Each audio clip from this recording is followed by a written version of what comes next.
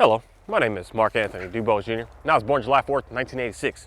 Today, I want to talk about something when it comes down to working with some dogs that I think is extremely vital. Something that is like you should be paying a lot of attention on. And that is the concept of working with the instinct of the dog as your training reward, as opposed to trying to introduce something foreign to the dog, such as a treat or a toy.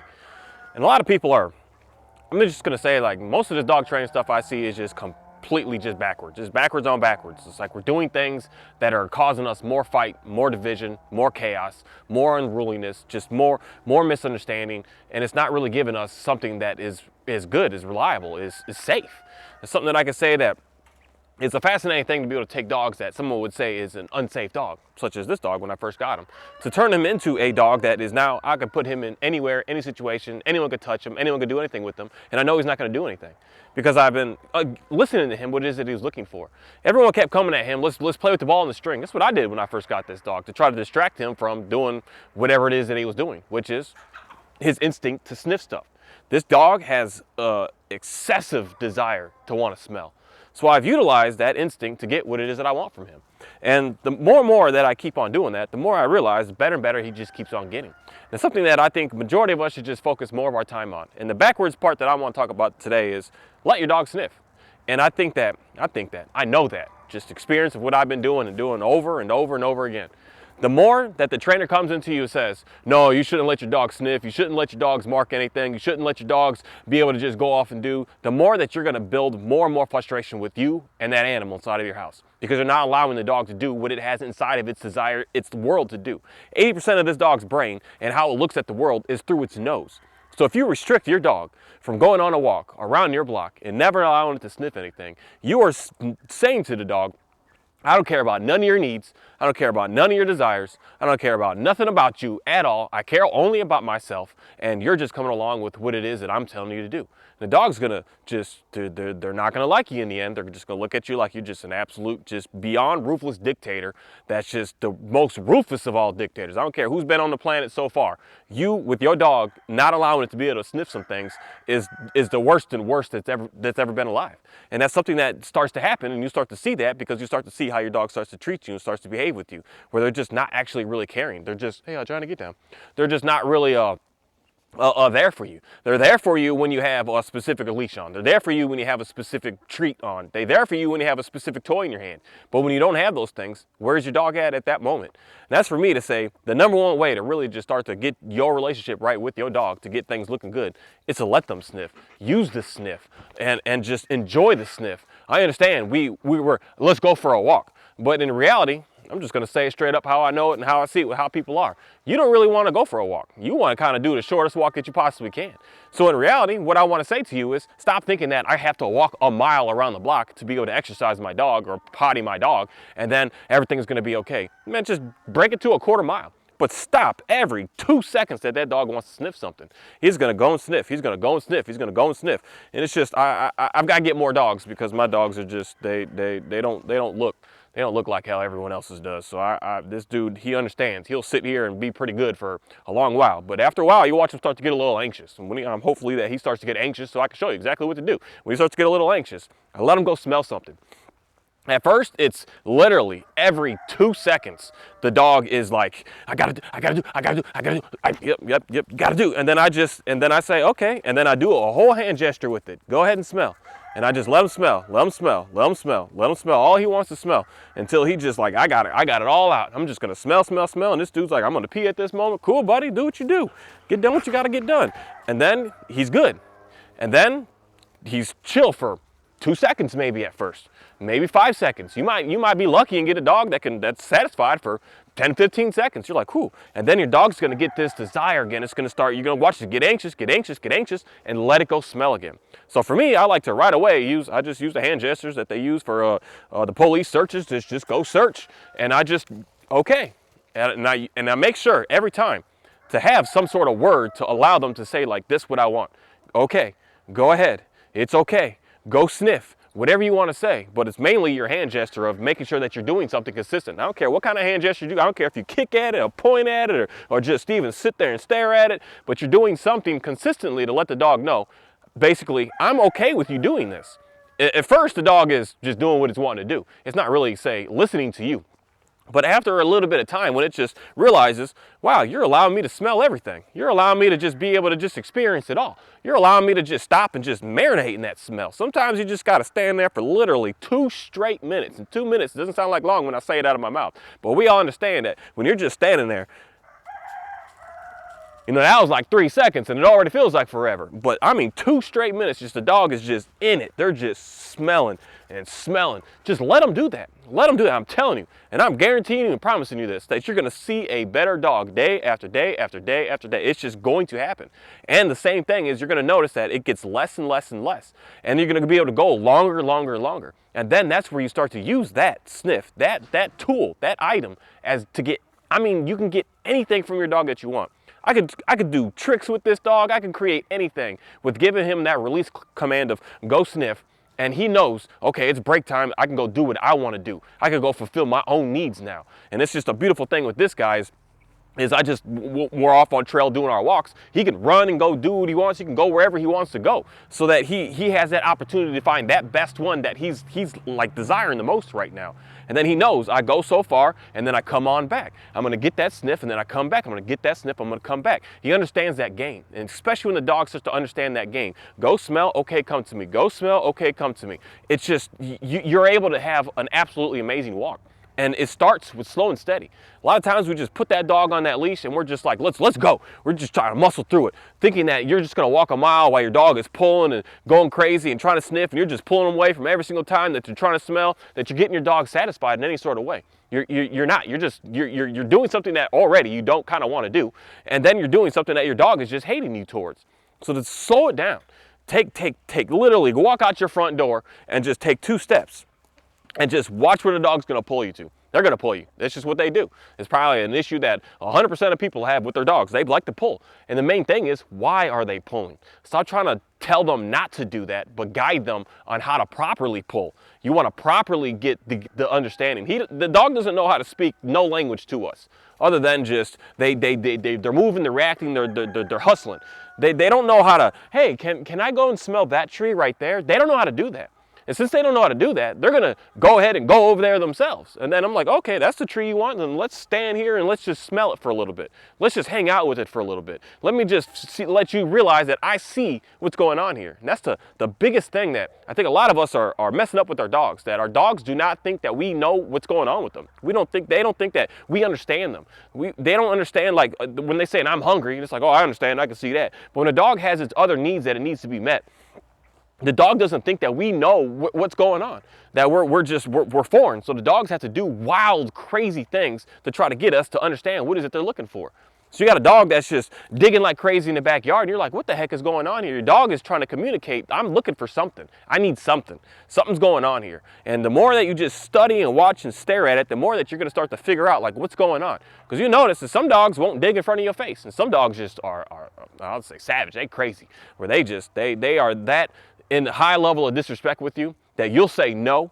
This is one thing that I can say with like socks and shirts and shoes and clothes and couches and anything. If that dog is doing, you said no, stop doing that. And the dog just stops, looks at you, and then does it right again right away. That dog has zero respect for you. And it's saying, I got some needs, woman. I got needs, man. And you're not giving it to me. You don't understand what's going on here. So I don't hear what you're saying either. So he's just completely tuning you and blocking you out. The same way with some people, like, I think my dog is deaf.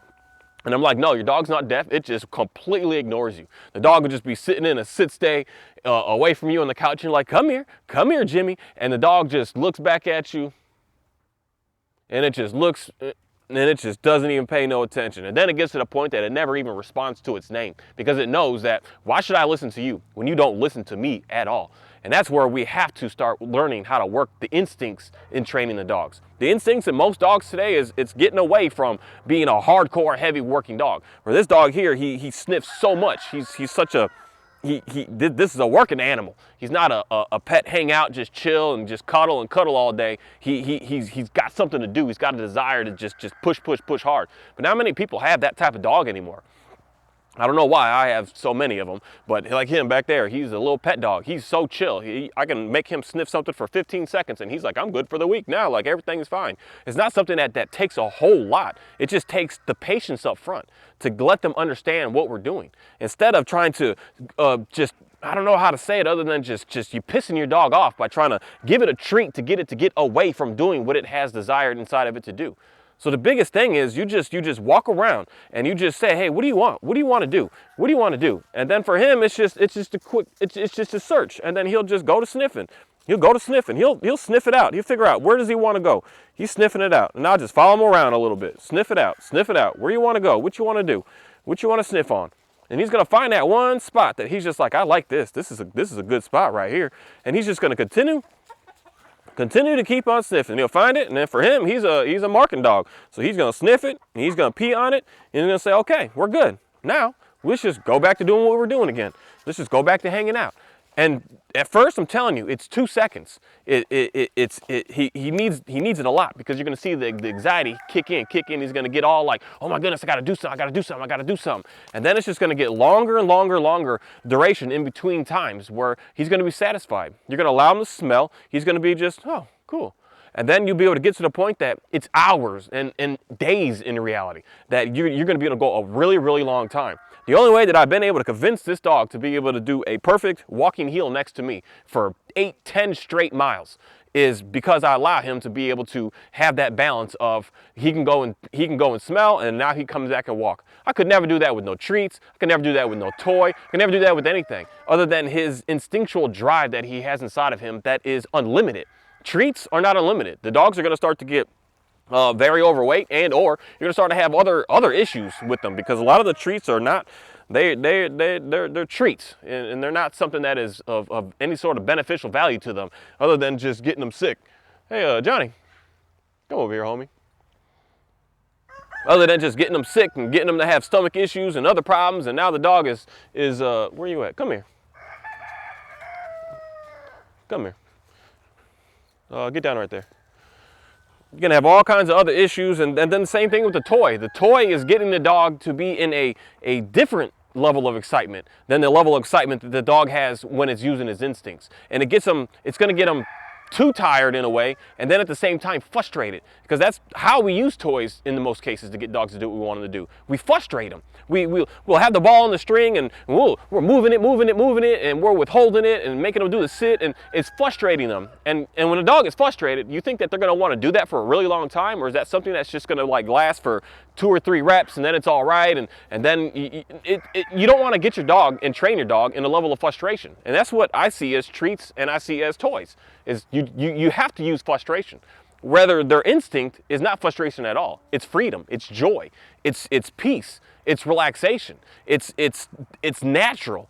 And when the dog is being able to have its natural way of being able to live and being able to be on the planet, you're going to be able to use that all day, everywhere, no matter the situation, no matter the place, no matter what. You're always going to be able to have it to your availability without getting the dog to be so at a high excitable level, but being able to get the dog to be able to actually chill out. Because when the dogs smell, they have that desire, it relaxes them. I don't know how to explain it other than something of like drinking some alcohol or something, man. It's like the dog is like, he's on edge. He's a little on edge.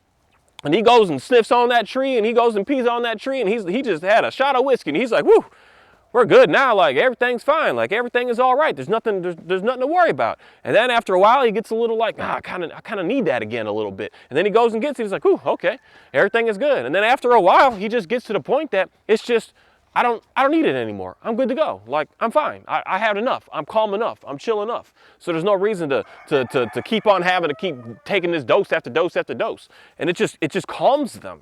It doesn't put them in a state of bringing up their excitement. It doesn't do that. And that's where I see the backwardsness with everything that's going on with this dog stuff, is you're getting dogs to be in an excitable, frustrated state. They're like, I don't know why people think it's cute and it's fun and it's funny. I can't stand seeing a dog that's just in this frustrated, excitable state. It looks good for a TV show, for a 15-minute YouTube or TikTok video, but as far as like something that we're living with and dealing with and handling all day, every day inside of our households and what we're doing with them is an absolute nightmare. to have a frustrated, excitable dog around you. You want to have a calm, chill, relaxed dog around you pretty much 99% of the time. You want to have times that you want to play with your dog, interact with them, and have a good time with them, but that should be the best play that you're going to have is with you. Just you. I don't need no toy. I don't need no nothing. I could just pet my dog and just hang out with my dog and just say, hey, you's a good boy. You's a real nice dog. I really like you. And that's all that we need. And him, I just let him jump all on me. We just have a good time. You can go run, man. You can go. Just let him hang all on me. And we have a good time. That's what's going to bring the most enjoyment out of a dog over trying to play any sort of games with any sort of toys in reality, especially if the toy isn't playing in a way of getting into the dog's instincts. You're doing what you're doing and just frustrating the dog. There's no fun when you're using frustration to get the dog to have fun with you. It's not fun. It may be fun to you because you're convincing the dog to do something and be about something and do this, sit, stay, and stay there, and you're just like, yeah, it looks good. It's fun to you, but it's not fun to the dog. And that's where I'm going to say it's unfair. And someone will say, oh, I messed up for thinking that I should be fair to dogs, that I should be kind to dogs, that I should be compassionate to dogs, that they're just dang dogs and they're beneath us, and that's not the way I look at animals. You know, somebody may look at them that way, but I don't view animals that way. I got a donkey back there that he's a protection animal, and I treat him the same way that I treat any of my other animals out here. Like I like being nice to them. I like giving extra to them. I like being able to explore more of what their desires are. They're not just some insignificant being. They're very, very amazing animals. And we have to be kind to them. And the number one way that you're really going to start to have such a nicer animal inside of your house is when you are kind to them, when you are just giving them a lot of respect, and you're doing what they are wanting from you. Not 100% of the time, but I want to at least some majority of the dog's life with getting the understanding of who we are. I want to give the dog most of the respect to say, hey, I know what you want, and I know what you desire, and I'm going to give that to you. And here, I'm going to do everything I can to make sure that I can fulfill you. And that's it's not only just I stand here and I talk about some dogs, but there's a whole lot of other stuff that I talk about, that I know about, that I live about. And that's a very good understanding of just the basics of all relationships in life. And I believe that, I don't know why, but the way that I see dogs, I just see it as a learning tool for us as human beings to figure out more about what it is that we need to start focusing on. A lot of us, and that's something that anybody that reads that Bible, especially the way that I have a good understanding of it and living it and being about it, is we are coming to a time when it straight states it that we're all going to be so selfish and all about self, and that's it. Dogs are so fascinating because they expose that in all of us as people. They expose that. They expose how you're just that dictator that says do, gimme, and the dogs are they're going to show you 100% who you are behind closed doors. They're going to show you. They're going to be able to easily explain to you that you do not care about its needs, that you are only caring about your own needs.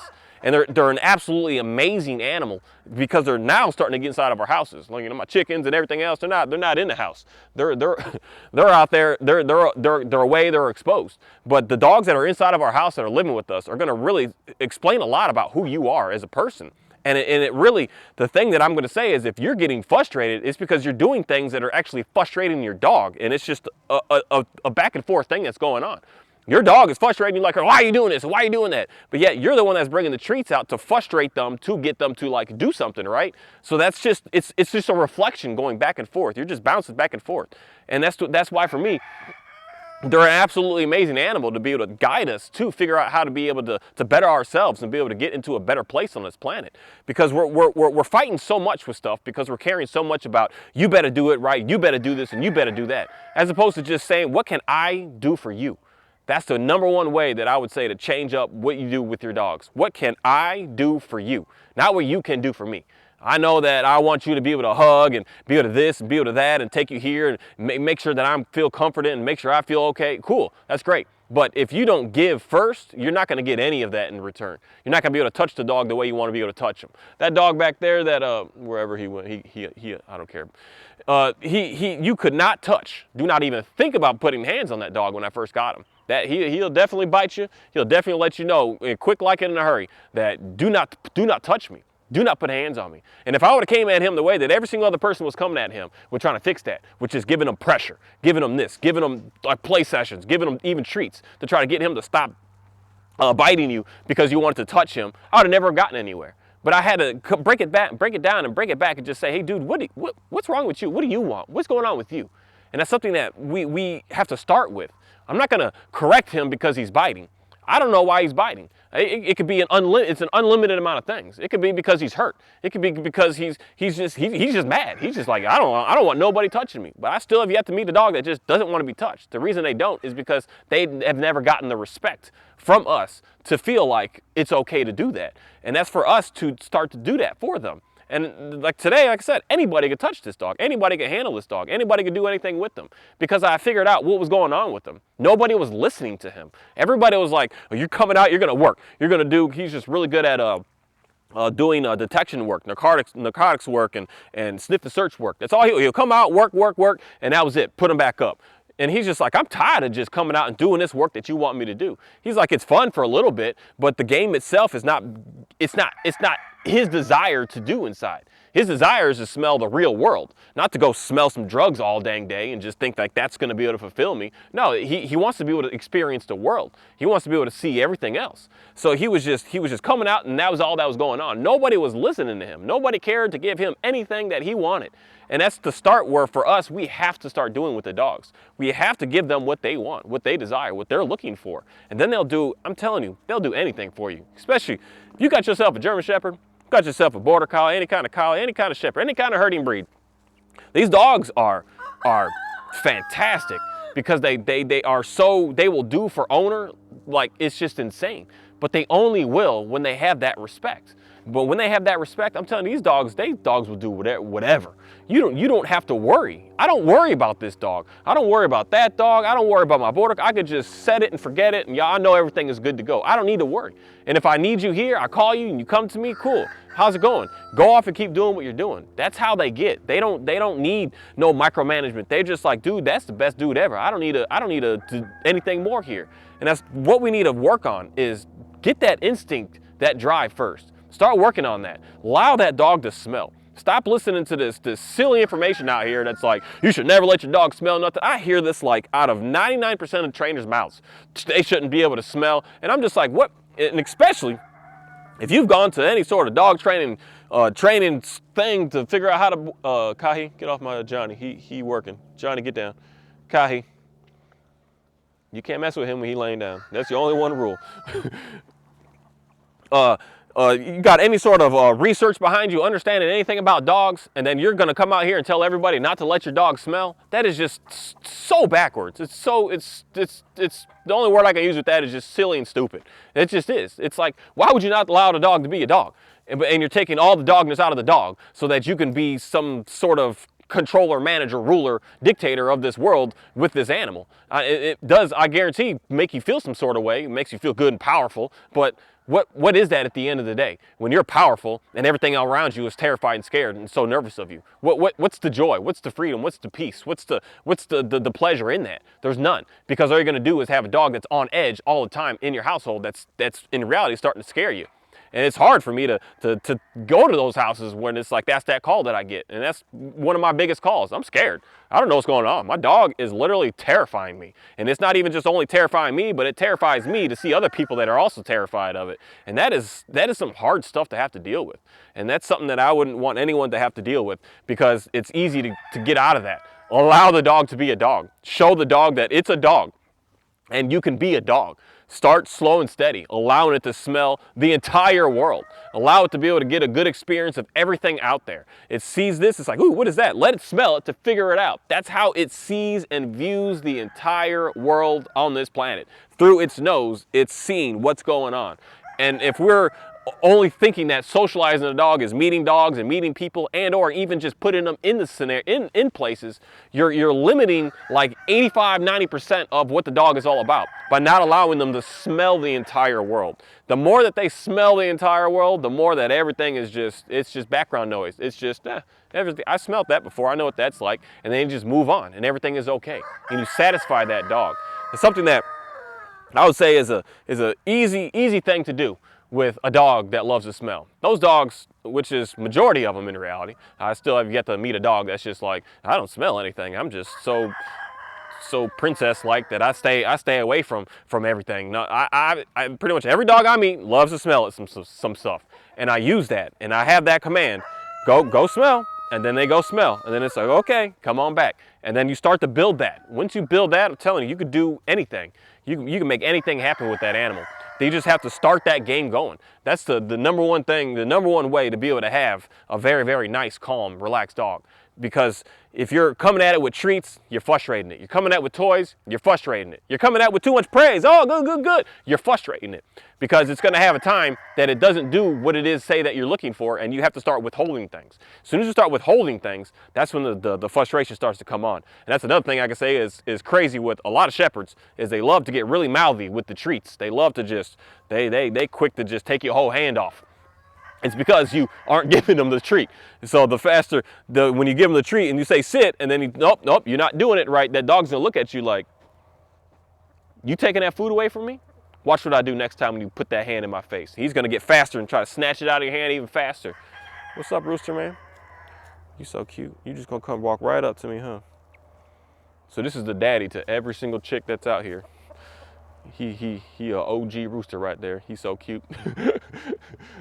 But that's why you put that treat out there, and that dog is just gonna snatch it right out of your hand, and it's gonna start hurting after a while, because you're playing trickery with the animal. And that dog I'm gonna tell you, they faster than us. They way faster than us, and they get dangerous with stuff like this. And that's where I'm gonna say is majority of my calls is when stuff is dangerous, stuff is like I'm scared, is because of treats. Because the dogs have learned, if I bite you, you're gonna drop that treat. If I bite you even harder, you'll drop the whole treat bag. If I bite you even harder, you won't even go in your kitchen anymore, and I'll be able to get all the food out of the pantry that I want. If I bite you even harder, I can keep you away from all food in the household, so I won't even let you eat at all. Don't even bring food around me, because I'm gonna take it from you. That's what happens to the dogs, because they're not getting their needs met, and they're getting to this point of just having no choice but to just be pushy. They have to, because you're not fulfilling them. They have to create their own games. And what do shepherds and massive breeds and all these breeds love doing? They love guarding. And don't allow your dog to do its instinct on its own, because it's gonna do it really, really good. And that's when things get extremely dangerous. Thank you.